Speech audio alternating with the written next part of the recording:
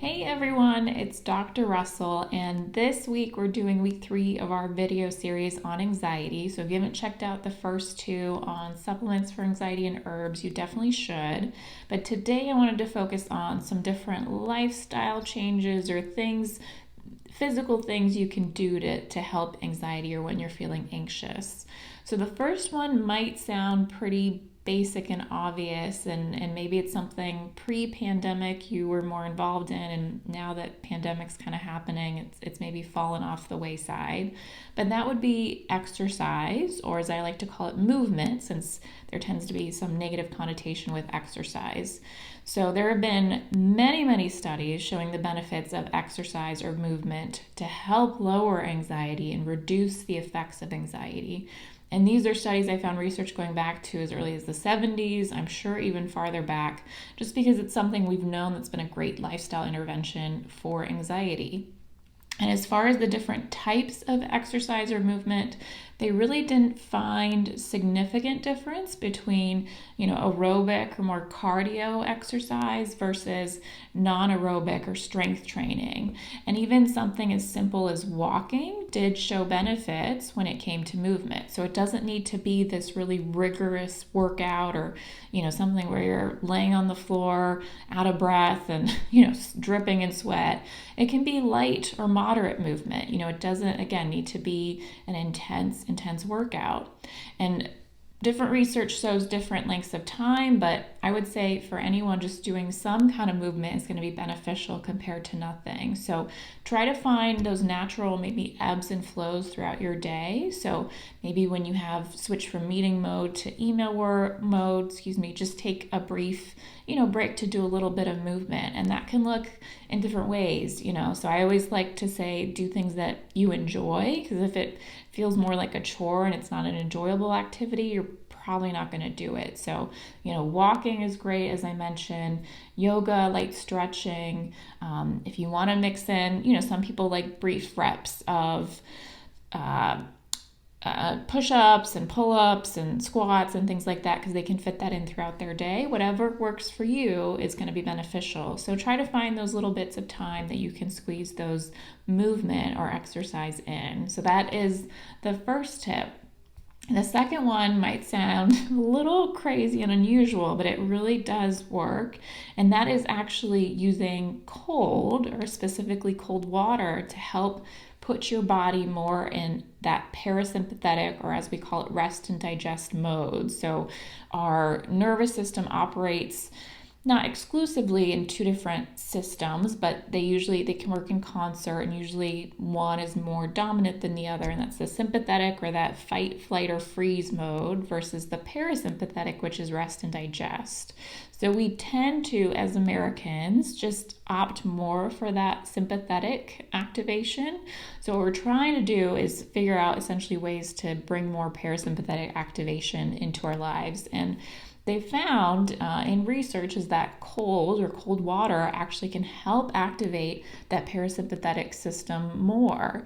So one thing that I recommend patients to do is, it's really simple, is just end your showers on cold.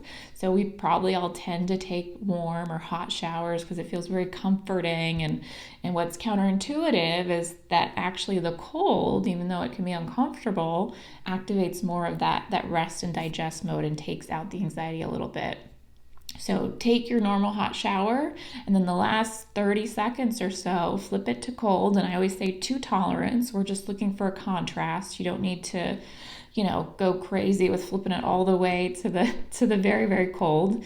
But do hot and then end on cold, and do about 15 seconds on the front and then flip to 15 seconds on the back. And that just, it's not going to be a dramatic change, but it will help bring the anxiety down a little bit.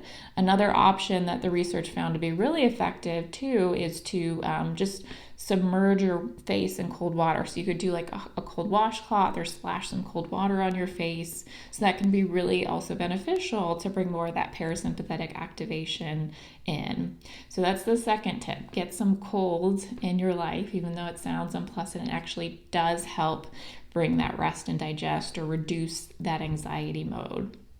And then the third thing that I want to talk about is also a little different. And I believe I learned about this or first read about it with Elizabeth Gilbert's writing.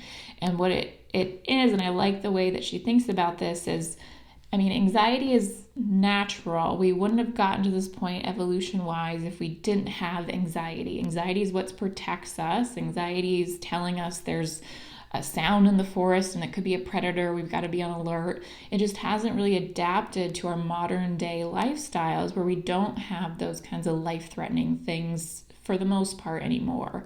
So that email that gets you riled up has the same release of hormones and anxiety provoking as, hearing something in the woods and thinking you got to be on alert for an attack.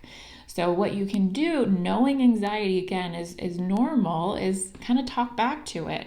I've had several patients try this and it's really helpful. Just, I know you're here and I acknowledge you're going to be, I think Elizabeth Gilbert's analogy is in a car. You're going to be in the car with me, but you're going to be in the back seat. So I acknowledge you and thank you for your concern, kind of acknowledging that it's there to protect you, but not letting it take the wheel.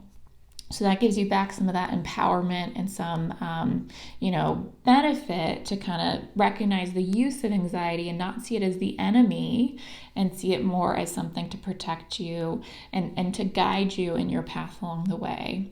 So hopefully those were helpful. So again, we've got exercise, or again, as I like to say, movement. And that can look at any different form. Just do something to get your body moving during the day. It might be, again, with the pandemic, things have kind of gotten a little bit unusual. And then, try ending your showers on cold. Again, just cold to tolerance, or looking for some kind of contrast. And then third, talking back to your anxiety. So acknowledging it, thanking it for being there to protect you and to kind of give you, good information. But, I'm in the driver's seat and I'm going to acknowledge you're here. You can stay in the car, but let me take over. So hopefully those were helpful. Please let me know if you have any questions. And then I'm excited for our last video next week on anxiety. I'm just going to talk about other considerations for anxiety. So, maybe there's other things going on or other tweaks and things you can consider that might be contributing to anxiety beyond what is 2020. So I look forward to seeing you guys next week, and have a good rest of your week.